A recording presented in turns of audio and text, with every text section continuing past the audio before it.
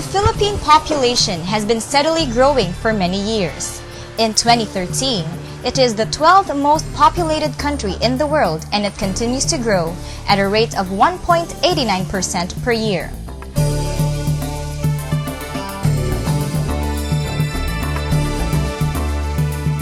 With this, the Philippines is also in a struggle of facing an alarming growth in rate of teenage pregnancies.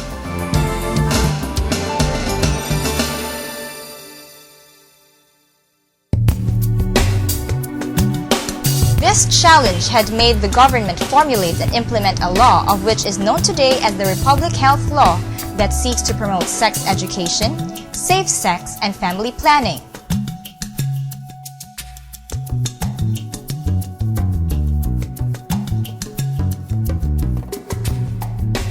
This law proposes a program that would direct sex education in all academic levels.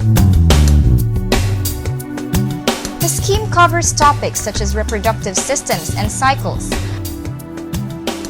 hygiene, premarital sex, teenage pregnancy, and sexually transmitted diseases according to the Education Department.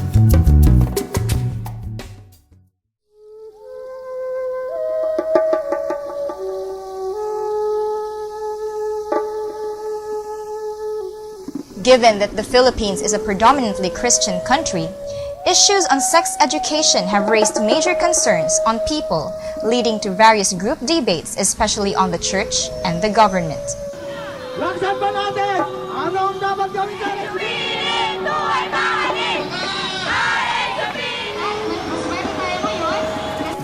Those that will teach the subject of sex, sexuality, and reproductive health. From the church's standpoint, the relationship is key to children growing up, youth growing up, but in a faith context, that sex is within marriage, within a permanent relationship, within the sacrament of marriage. Problems regarding ignorance in sex are indeed rampant in our country today. Then, sex education came into picture, which seeks to teach teenage Filipinos safe sex and is a very effective tool in fighting the prevalent problems encountered in the country. In society, many groups have roles in formation of our youth, as the schools do, and also the families, obviously, and also the church, and also media. So the church tries to, in its part, to form value education for children. Sex education promotes ideas such as the right time to marry, the burdens of being a single or teenage mother, the consequences encountered after every action, and the fine line that separates love and lust. Sex education does not merely talk about sex, but it focuses more about understanding how can premarital sexual intercourse affect our lives. The moment you have your first menstruation, mo-follow na din dira ang ovulation period. So kung magregla ta, mo-follow ang pagpangitlog.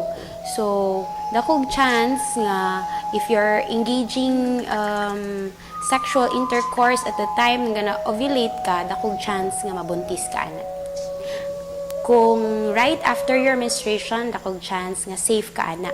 But like what I said before, if mag-engage mo sex during your ovulation period, katong gapangitlog ka, which is 14 days after your menstruation, dakog chance nga mabuntis ka na. Kung first time nimo to, and then timing nga ga-ovulate ka, automatic jud dakog chance nga pregnant ka na. It would be difficult for the children to understand things that are hidden and not well explained. For sure, you haven't heard your parents explain to you what sex is. Maybe it's not because they don't want you to know what it is all about, but because they don't know how to properly convey their thoughts since they themselves have no background on sex education. That's why you can still hear children up to now calling their organs bird and flower.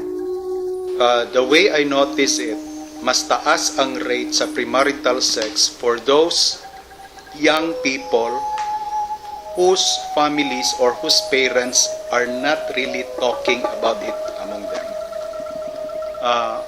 I do believe that when parents or the whole family talk about it maturely, I don't think these young people will engage into something they will never know. Because forewarned man na sila. Not necessarily ingnon sila nga don't engage in premarital sex kay makasala mo sa Ginoo. Wala kay na nga impact. Our knowledge of the sexual attitudes and behaviors of the Filipino youth is limited to a very few anecdotal reports. They said that most of their teachers believed that they were too young to hear about sex education. The teachers did not allow questions from their students during the lecture on family education, and most instructors were too insecure and embarrassed. For as long as the one who teaches sex education is also mature. Mature in a sense nga, kana bang, iyag yung pailhon sa mga estudyante nga, unsa di ay ang sex generally. So, unsa ang consequence? Many factors are involved, and the church and as the school and government has responsibility in the educating of our youth, values education, young people taking responsibility for their actions, understanding the implications of sexual relationships, having children early when they're not ready, they have not finished their education, they haven't a stable job, or don't have the maturity to raise the children. Providing young people with the skills and tools to make healthy decisions about sex and relationships is far more effective than denying them information and simply telling them not to have sex. Above all this, it is the education that matters and not the sex.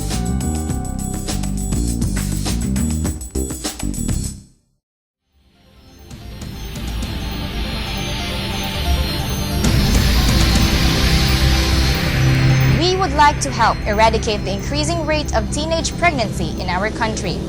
Let us take part and move to make a change. Will you?